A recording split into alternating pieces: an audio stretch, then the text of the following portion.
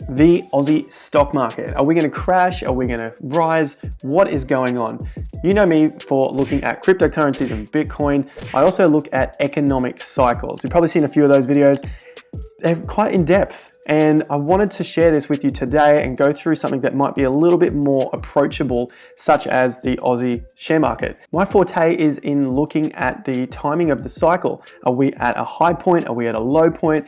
Where are we going from here? And then trying to figure out when a good time is to buy and sell. Most people will tell you that that can't be done, and potentially to a greater extent, it can't be done in the short term, or at least not very effectively or hitting the mark all that often. What I'm looking at is the longer term. We're talking years at this point. Now, the big question on everybody's mind is, are we going to crash for a second time? You know, we see all these videos from Ray Dalio and people covering Ray Dalio's speeches saying that the market looks like it's going to tank again.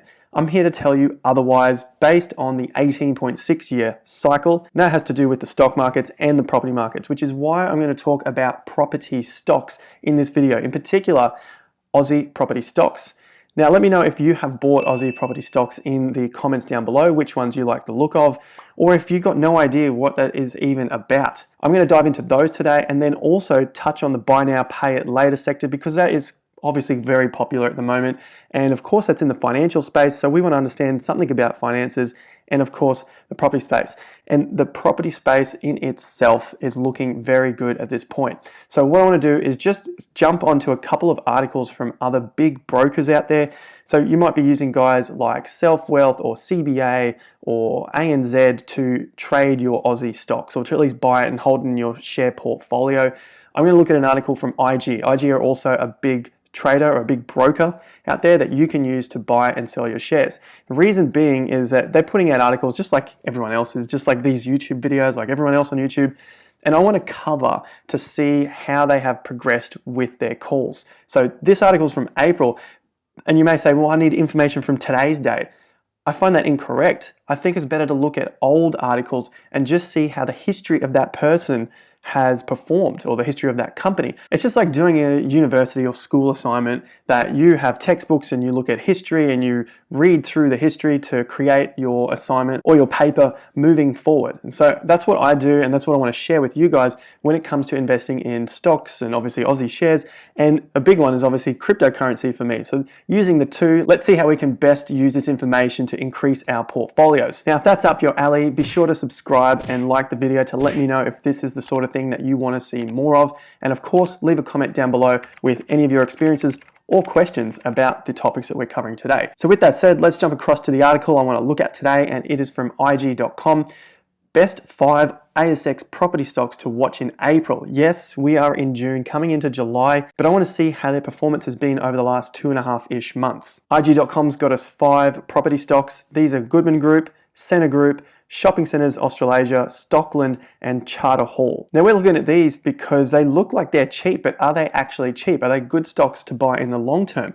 I want to say some of these are, and some of them probably not so. One of the main areas I want to look at is this property stock focused on the commercial side that has to do with people going into shopping centres, the area that is basically competing with the likes of eBay, Amazon, and the rest of those? Or is it other sort of commercial that is non-discretionary? And we're going to talk about that as we go through the companies here. So the first one I'm looking at is Goodman Group. And if we just take a look at the stock price, what I want to do first is just start at where everyone starts at, where Google shows you, and basically 1 to 5 days. And to look at that chart, okay, you know, we're somewhere at $14.60, now we're at $15. That's not a bad idea. If we scale back 6 months, we can see that, wow, it's up so far from the low of $9.70, and now we're currently at $15, which is still down from its high pre-coronavirus, which is at $16.60, but not that far. But here's the kicker, which a lot of people don't look at, and this is what we're talking about when we look at history. We want to scale back and look at the history. Hit max, right? This shows you where the stock is currently. And this is a global financial crisis. This was the crash through that period, right? So this is 2007. Property was nuts at that time. And it was at around $37 a stock, right? Per share, if we're Aussies here. So at the low in 2009, which is the low for the whole market, it got to 90 cents. $37 to 90 cents. That's like a cryptocurrency going from It's super highs and just losing 99% of its value, just absolutely destroyed. And from that point, Goodman Group has never recovered. So they're looking at a stock here that has never seen the light of day from its GFC high. To me, that is ultra weak. Obviously, we could be wrong and we could see this thing double and almost come back to its GFC highs. But to me, that is looking really weak because all we've seen over the last 11 years is a constant up in the stock market. And so if we are looking at a stock that hasn't even come back to its high from the previous crash, overall, that seems like it's pretty damn weak. So personally, Goodman Group, I stay away from. Let's have a look here quickly at what they do. Goodman Limited is an Australian integrated commercial and industrial property group that owns, develops and manages real estate. This includes warehouses, large-scale logistics facilities, business and office parks globally. It sounds like it should do well. So obviously something's happened here to the company. And what I do is look at technical analysis. So I don't need to dive into every single one of these companies and know what their history has been for the last 11 years, why that happened, why haven't they increased their share price to pre-GFC, 11, 12, 13 years ago? Why haven't they been able to get to that price? I don't need to know that. I just need to look at the chart and be like, well, this is pretty damn weak overall. I would rather have held one of the buy now, pay it later stocks like Afterpay or Zip or something like that in the tech and financial sector as opposed to these guys over the last 5 whatever years since they've been out. Goodman Group, let's cut that one. That's not a good suggestion from IG.com. Centre Group, we do the same. We're on max. This thing has just died since COVID, right? So it was trading around its $4, $3.80 and so on. And then COVID hits and this thing crashes to $1.50, currently sitting at $2.20. So it's still pretty low. And that's the max. If we scale back to 6 months, it still looks pretty horrendous. But we want to look at the whole history of the chart. We want to look at the person's or the business's CV. Look at their resume. And right now their resume looks pretty sick. If you're going to employ someone, you're not just going to look at their previous 6 months history. You want to look back as far as you can and see what jobs have they done, how have they behaved, how have they worked under stresses, how do they come out of hard times, and how do they do in the good times. That's what we're doing when we look at these charts. We don't need to go into every single business and scale through their profit and loss and all this sort of crap that so many other guys do on YouTube. Not to say that it's wrong, but there is 2 different ways to look at these things. There's multiple different ways to look at shares. And this is what I also apply to cryptocurrency, which is what allows us to scale through all of these different shares and cryptos and any different asset so much quicker than someone who has to do fundamental analysis and have to dive into every single company. We just need to know one tool, and that's how to read a chart. It's amazing. I love it. It's so very time effective. So Centre Group, what do they do? Centre Group Limited is a shopping centre company with retail destinations operating under the Westfield brand in Australia, we all know that, and New Zealand. The corporation undertakes ownership and development, design, construction, funds, asset management, property management, leasing, marketing activities for its centres. And it sounds like it should be a decent company, but we kind of know at this stage, and this is like a broad generalization, that shopping centres may be finding it a little bit tougher to come out of these things, especially because everyone's at home and the rents have either been postponed in shopping centres. But also you've got the likes of eBay, Amazon, whatever else you use to buy your stuff online. And so if they're focusing on discretionary, which we'll get to in a minute, discretionary retail, then that's going to be a lot harder to come from than non-discretionaries. So let's have a look at that now, because I've talked about discretionary and non-discretionary quite a few times. And discretionary spending is all of this sort of stuff here. Hobbies, travel, luxuries, and we can all associate that with Westfields, especially when we go into them. Say like, there's big shopping centres around me on the Gold Coast. I've got Pacific Fair. They might not be Westfield, but they all sort of work under the same thing. And they have a lot of these luxury brands in them, like Gucci and Louis Vuitton and all this sort of stuff. Plus they have stuff to do with the travel industry in there. It's a bit of a travel destination for people to go to, especially the shopping centre just down the road from me here at Pac Fair. It's like a resort. It's beautiful. I love it. It looks great. But I also love the small shops, and it just has a different vibe. Hobbies, that's discretionary. Golf, gardening, fishing, craft, sewing, dancing. So, we could expect some of those to be in a Westfield, but not all of those sorts of things. Moving on to the non-discretionary or mandatory spending, and that is stuff like your rent.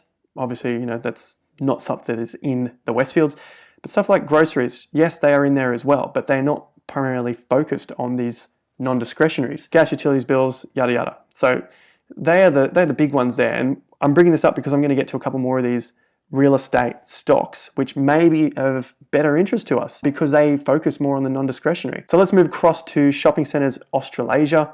And if we look at the MAX, again, it's hurting a little bit. It's down to its levels of around 2016. But if we look at 6 months, it looks a little bit more dead than it does over the MAX. So $3 is where it was at, $3.17 at its highs in February. Then we dropped right down to $2.05, and now it's in the 230. So it hasn't really recovered that well. So this is obviously under the name of Shopping Centres Australasia. Well, we know that they just look at shopping centres, and if shopping centres are having a hard time because no people are coming through, then I guess we can expect the share price not to recover until that comes back, at least that sector. But then what happens when the online shopping space continues to rise? And we can see that when we look at the NASDAQ, which is the US tech sector, and you can see the likes of Amazon, eBay, all of those stocks have just gone through the roof. Next stock I want to look at is Stocklands. And Stocklands also has shopping centres, but it's diversified in the Australian property development as well. And property has not slumped. We have been led to believe that property should be falling in this coronavirus. That's another reason why the guys, I don't understand, to be honest. Let me know in the comments if you figured it out, why the likes like Ray Dalio and some of the other big hedge fund guys are expecting this big crash, but it's not playing out. I do know, and I did see on one of the other bigger YouTube channels, that Ray Dalio's got a big short on, like in the billions of dollars. And so he needs to see the market fall in order to make some profit on one of his big bets. But after that point, he'll probably notice that the market's going to continue to rise through the 2020s, and we should get another crash at the end of this decade. But for now, property prices aren't slumping, and I don't see that even after the stimulus finishes for those property prices to slump. You know, I'm looking for a rental at the moment. There is a lot of people out there in the market. I've also been looking at sales prices on properties, and those are still selling. They have barely slumped, especially through the most difficult period of the coronavirus. Let me know what it's like in your area. If you have been looking at property or property prices, what's it like in your area? In particular, the lower end of the market. So for us here, it's like the 2 and 3 bedroom units and apartments and townhouses. That sort of $400,000-500 grand for us in Southeast Queensland, obviously a lot more for you guys in Sydney and Melbourne. You're going to have like a higher mark, but that lower end, that has barely been touched. Let's move on to the last one here, and that's Charter Hall Group.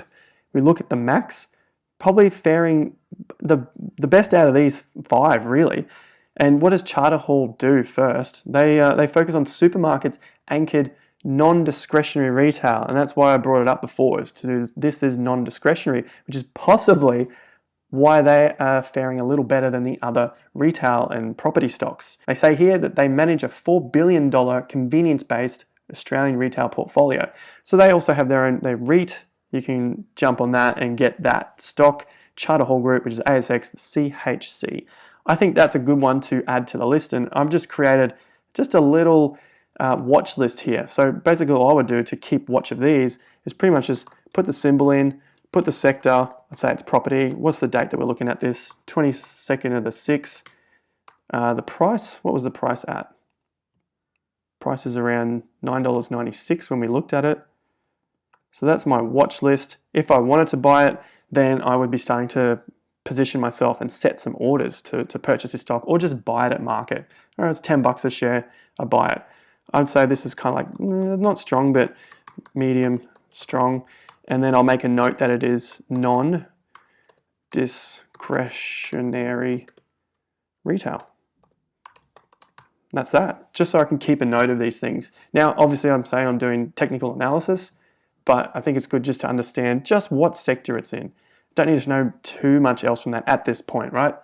So that's the 5 property stocks that I've looked at. Going back to this IG.com article, so that gives us an idea of how they're faring, why they said these things. I'll leave a link to this article in the description down below. I think they probably got onto it because some of these have got good dividends, but if your stock is not increasing in value, what's the point of the dividend? You know, like if my stock goes down 10% and my dividend's 4%, like I've just lost so much money in that. Sure, these things fluctuate and they vary over time, so it could be a good buy. But overall, when they look that weak, it's not something that I'm really considering to put into my portfolio. So with that said, Let me know what your thoughts are on this property sector. I think this video's gone long enough, so I'll leave the buy now, pay later stocks for another video. Let me know if you guys want to see that, you know, the afterpays, the zip, split it, those sort of things. Leave a comment down below if you've been looking at those or you want to, you know, do a little more analysis on those stocks, and we might add them to our watch list. And let me know what else you're looking at. Which other areas are you interested in? Obviously, cryptocurrency is a huge one for me on this channel. So if you guys are here for crypto and you're seeing some share market information, don't worry, it's both. I want to focus a lot on our finances, personal finance, how we can invest and create as much for ourselves and our futures coming up. And I still see this cycle as being, this is the mid-cycle slowdown. If you don't know what that's about, I will make another video separate on that, but I've done several in the past. But I'll break it down again just a little bit simpler. We're going 2026, looking at another top for the stock market and probably property market a year or two before that. That's where we're probably looking. Somewhere around that, where it's property first, stock market second. We're looking to the mid this decade for the next top. This is just a good time to buy, in my opinion. Not financial advice, do your own research, yada yada. But we're heading up for another big boom coming up. I'm excited. Are you excited? What do you see coming up? As always, comments down below. I appreciate you guys sticking around. Be sure to like the video if this is something that you want to see more of. And obviously, comments. How many times have I said that? I want to hear from you guys and your thoughts to these stocks going forward. I appreciate it. Subscribe, share it with a friend if you think they can get some use out of this. And I'll catch you guys at the next video. Remember, until then, have more fun to get more done.